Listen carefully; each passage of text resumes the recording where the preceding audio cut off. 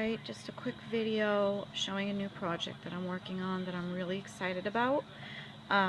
Basically, it is working with resin, which is like acrylic.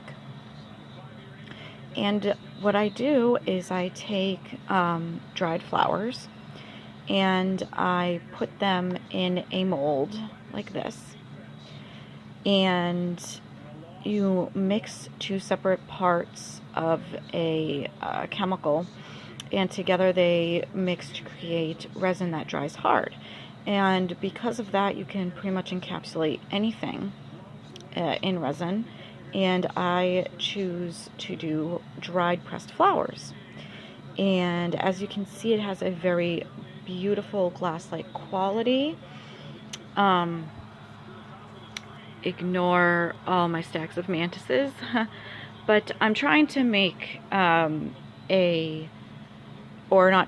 I am doing is I'm making a suncatcher with them, so to speak. And what's really cool is you can use any flowers, any colors, and they're totally encapsulated. And I think it's just so pretty, and it looks just like a piece of nice, when it's done properly, it looks like a nice shiny piece of glass. This was my first attempt at it, and I think my first attempt wasn't so bad actually. I really like it. There's some air bubbles in it. It needs to be cleaned up a little bit because it's been sitting around and and touched a lot with fingertips, but a little bit of rubbing alcohol should take care of that. This is my demo one anyway that I'm going to be practicing with. So basically what I'm doing is I'm taking dry flowers and I'm encapsulating them using molds, and I'm going to make a wire wrapped frame and add a vintage, I have chandelier crystals from vintage chandeliers and that are no longer around, but they save the crystals, and I'm going to be repurposing them as a dangle for the suncatcher, so that when you hang them up wherever it is you decide to hang them, whether in the window or just as something that you hang on your ceiling, you'll still have the light going through the crystals to create that pretty rainbow effect that happens whenever the sun goes through it.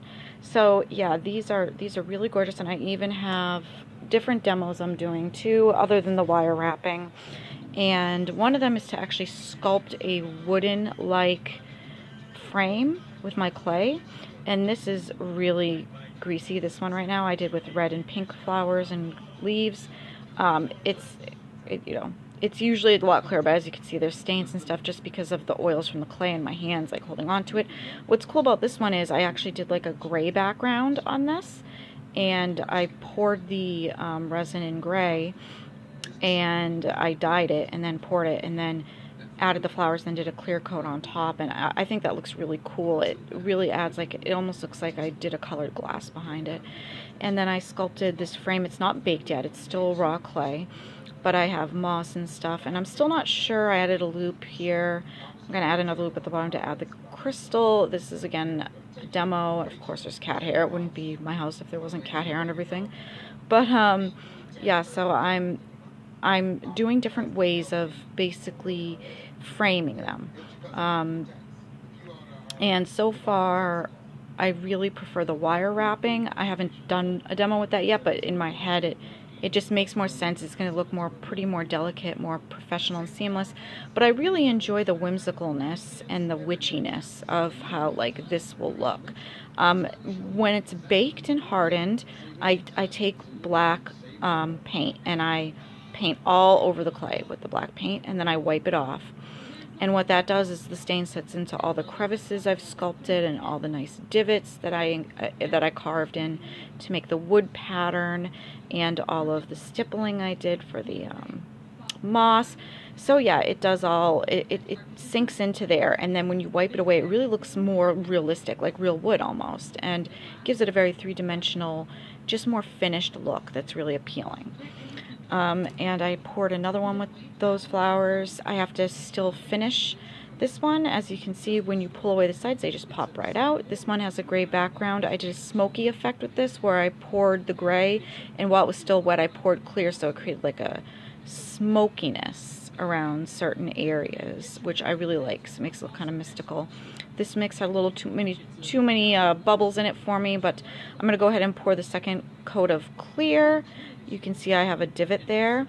That's because I have to fill the rest of the mold up, and then I have to dome it like I did with these 3. And when you dome it, it basically just fills in the resin, just like how water has surface tension in a cup. Same thing happens with resin. The doming will seal itself on naturally because of the surface tension with the way that it dried prior, and it creates this nice, really finished, glossy resin dome effect that even magnifies the material inside. So yeah, this is my new project. And why am I doing this? Well, because I want to. First of all, I wanted to do something different. I'm always trying to evolve with my arts and crafts and things I do. You can see the smokiness a little better in this picture, which I just really like. It looks kind of like earthy and spellbindy. I don't know. But speaking of spellbindy, that's another reason. So I'm going to be making spell catchers, as I want to call them, out of this, where I put different kinds of dried plants and dried herbs into these and actually charge them under the moon and sunlight so that they can, you know, have different meanings behind them, different kinds of energy that they're meant to provoke. You know, these have forget-me-nots in them and some Lickspur in them, and that's basically for love and youth. And so you know, basically it'll just create the energy of love and youthfulness in your home. Others can be for money, depending on the type of plants that are used, for cleansing, positivity, stuff like that. And I'm going to try to consign them in Salem, Mass with my coffin boxes. The other reason why I'm doing this is because dried flowers, I can use dried flowers from anything to create a keepsake for you. So if you get married and send me some flowers, I can put them in these and create a permanent keepsake that you can have forever from your wedding or from any kind of you know, get together or any kind of life event. I can go ahead and add the flowers of your choice. And I even have my own dried flowers, so if you want to choose colors and just create a gift based upon colors, I can do that too. So I can personalize these, make these very unique to just you, make them keepsakes for you. And, you know, I'm really excited about this project because of the variability that it has. So if this interests you guys and it's something that you think you're interested in, I even have a little one over here. I make pendants. I have pendant molds. I can wire wrap the pendant as well. These obviously take much smaller flowers. But yeah, I can pretty much do anything with flowers or various other kinds of keepsake materials. I even have 3-dimensional molds like spheres and cubes and different sizes and shapes. I have circles. I even have larger squares and circles. I even have one that looks like a rough cut crystal, a 3-dimensional crystal that I could put like wedding flowers in and stuff like that. So yeah, if you're interested in what I'm doing and this seems like something that you know someone who's getting married that you might want to create a really nice gift for them, or even do a something old gift where an old piece of lace or something from a wedding dress and you want me to add that in there, I could do that. Endless possibilities with this. So like I said, if you just want me to customize and make something up with just random colors or favorite flowers you have, I can do that too. So yeah, go ahead and just shoot me a message, and I hope you guys, if anything, just like it, at the very least, you know. I hope everyone